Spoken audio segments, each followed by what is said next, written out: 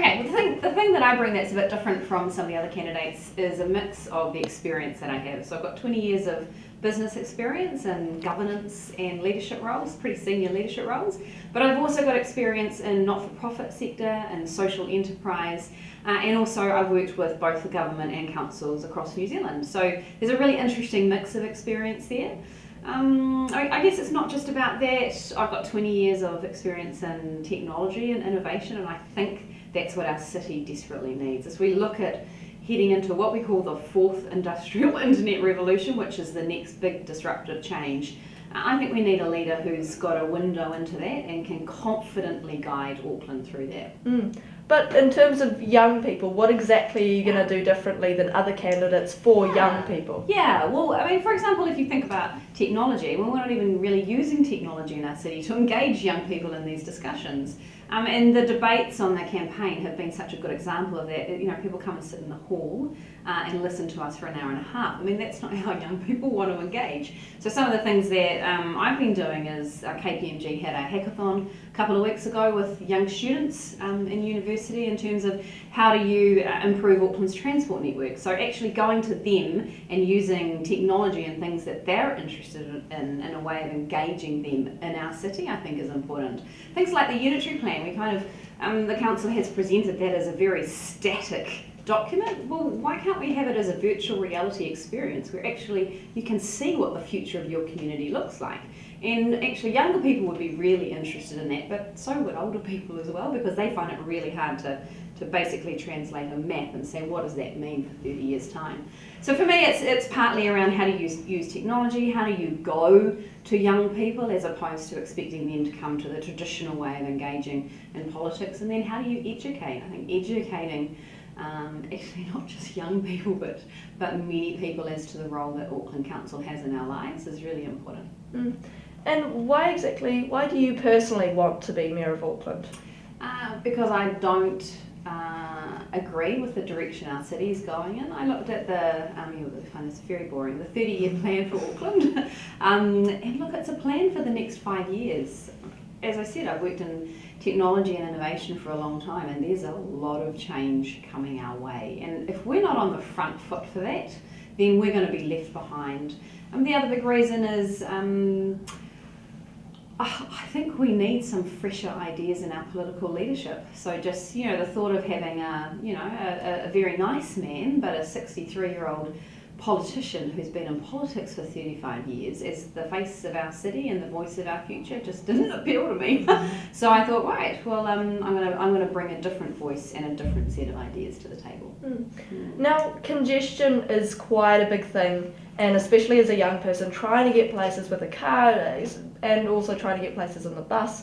How would you go about solving congestion in Auckland? Yes, I think there's three things that we need to do, because unfortunately there isn't a silver bullet.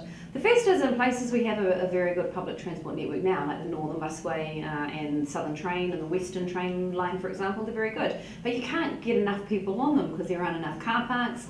The bus services to those stations aren't good enough. And often actually people are worried about their safety, particularly if they're travelling around at night and having to walk 1-2 kilometres home. So we need to fix that. So what does that mean? More park and rides, so more car parks, more feeder services, actually more ferry services for Auckland, and more safety on our public transport. That's number one.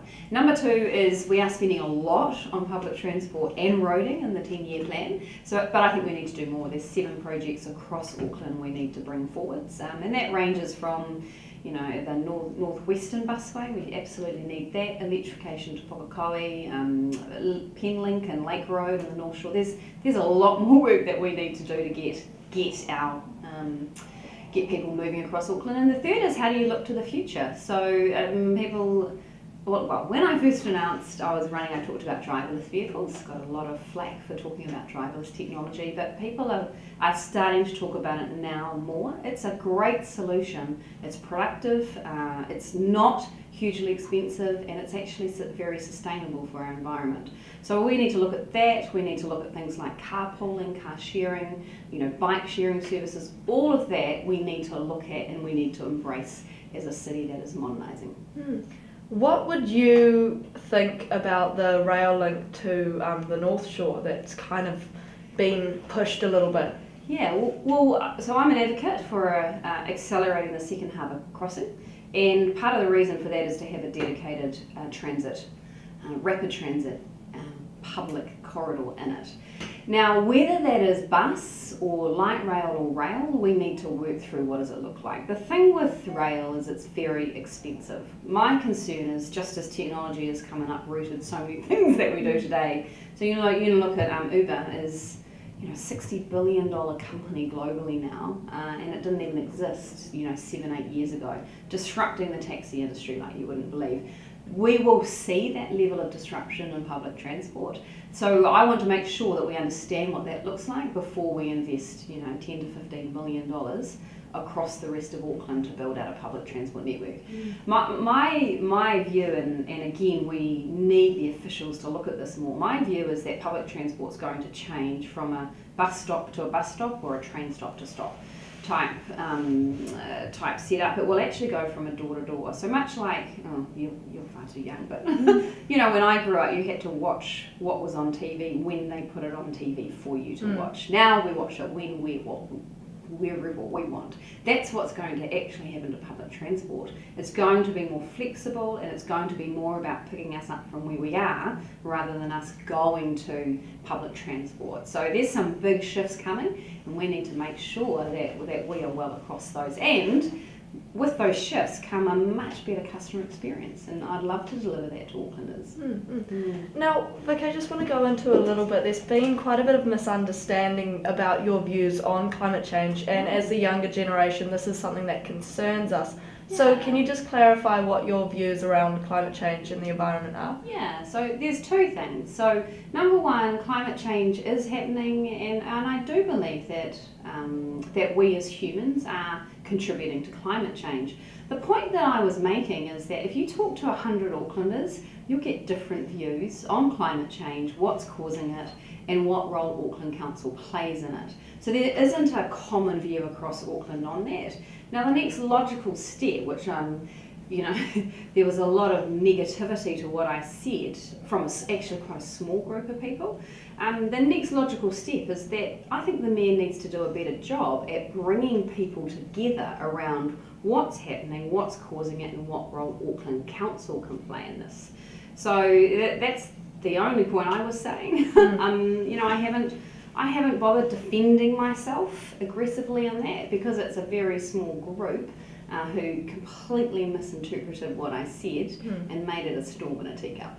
Yeah.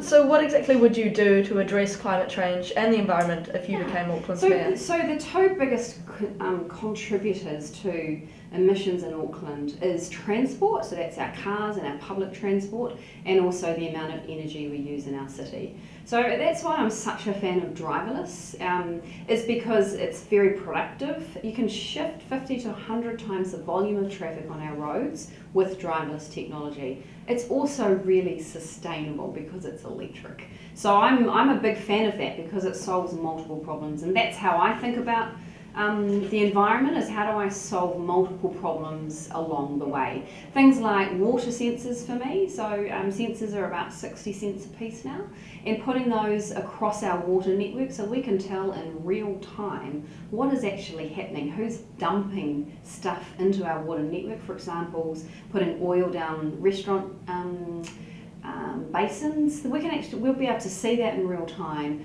go and send an inspector out, educate the restaurant as to why they can't do it, fine them to collect revenue to keep going and get the next person. So for me, it's how do you be smart and savvy and solve multiple problems. Now, I understand Phil Goff is well ahead of you in the polls. Do you think you can beat him? Yeah. Why do you think that? Because I've always been the underdog. Yeah. And people have, when I've said to people before, I'm going to do this or I'm going to do that, and people go, yeah, that's lovely, but no. And then, you just work hard at it and you chip it off, step by step. Sometimes, we don't know whether the polls are accurate or not. All we know is that no one has ever accurately predicted local body politics. I mean, George Wood in the North Shore quite some years ago was polling 8% out, and he got there as the mayor. So for me, it's about never giving up, always keeping on going, And I think, the thing that I've learned from a lot of the endurance sports I've done in terms of half Ironmans and off-road marathons is you just keep going, tree to tree, lamppost to lamppost, and you just never know where you end up. Yeah. How long ago were you doing the Ironmans? So I did half Ironman, gosh, it would have been about 10 years ago, and then I did the Abel Tasman run, Queen Charlotte run, done the Coromandel Classic in a team, lots of triathlons. Yeah. Oh, cool. Not this year though, I've been a bit busy. Yeah, absolutely. Yeah. Now, I understand running a campaign must be very expensive. Whereabouts are you getting the funding to do this campaign from? Yeah, so funding comes through a number of places, myself of course. People who are, I guess, passionate about the city going in a different direction. And there's a lot of people who are frustrated with how we're spending our money in Auckland. So they do like the thought of bringing some more commercial experience to that via, a mayor who's got that commercial experience. And then just everyday people who are supporting my campaign. Yeah. So you're not being paid by anyone, for example, national? No, not at all. Yeah. No. And what are your views on Chloe Strawbrook, because she is quite popular with the younger generation? Yeah, I think it's fantastic. I think it's, and this is what we need. It's really interesting to see. If you look at the social media activity, 90% of the activity on Facebook is Chloe and I. So she's got 46%, I think, and I've got 44%. In terms of engagement, and you go, that's fabulous. I just think it's great, the girls are kicking butt, shaking it up, and we're bringing in different audiences. So absolutely, she is doing a fabulous job at communicating, not just to younger people, to everybody. And then the strength of my base tends to sit in that kind of early 30s, late 20s, early 30s through to mid 50s. So I think the more the merrier, and the stronger communicators and the stronger social media skills is only good for this mayoralty campaign. Do you think she has any chance of getting the role? I don't know. I mean, I don't actually know. I don't think the polls are accurate. Who knows where who is polling? And what I do know is that Chloe and I have a very passionate supporter base. I think Phil's base is a little more lethargic. So it will be really interesting to see in a week and a half's time what that turns out to be in terms of votes. Now, at the South Auckland debate, just want to bring up, what are your views around Māori representation in local government? Yeah, so Māori is represented in local government in two ways at the moment. The first is that every decision that council makes, Māori has input into. And so you see that in all of the decisions that come up to the governing body, for example, or even through the local boards. There is always a perspective on how is this impacting Māori in Auckland from a number of different perspectives. So I think that's good. The second one is that the Independent Māori Statutory Board is regulated to have a voice in the Natural and Physical Resources Committee. I think that's good as well. So my view is that Māori is well represented in there, and that's a good thing. So do you think Māori should have a separate ward?